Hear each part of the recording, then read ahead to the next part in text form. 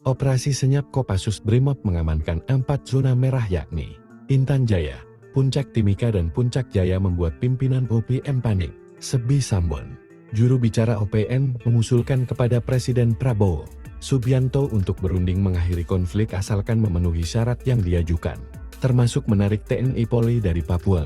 Jika Presiden Prabowo dan timnya bersedia melakukan perundingan dengan kami, maka harus difasilitasi PBB dan lembaga internasional yang diakui dunia, ataupun negara netral yang memfasilitasi untuk duduk di meja perundingan, kata Sebi dikutip Rabu 16 Juli tahun 2025. Menurut informasi, OPM melunak karena operasi kilat pasukan elit TNI Polri membuat OPM Puncak ketakutan.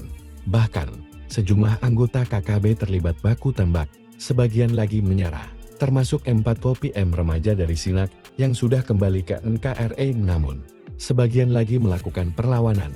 Dalam video amatir terekam 11 Juli lalu, seorang anggota KKB kabur usai terkena tembakan balasan aparat pada baku tembak. 11 Juli tahun 2025 lalu, Kebedaraan Majen Luki Avianto dan Jenderal Dr. Polisi Spesialis Kasus OPM dan KKB Brigjen Pol Faisal Ramdhani bergabung melakukan operasi senyap juga jadi alasan.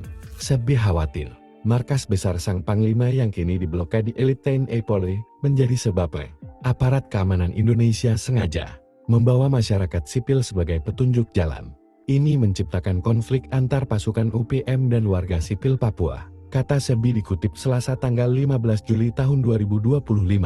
Namun komentar Sebi dibalas Kapus Pen TNI Brigjen Kristomi yang menyatakan, jika tuduhan Sebi tak berdasar, aparat TNI tidak mengerahkan pasukan, namun meningkat pengamanan, patroli dan melindungi warga sipil dari serangan sadis OPM di Puncak Papua dan Puncak Ilaga. Pihaknya pun sudah mengetahui lokasi persembunyian OPM.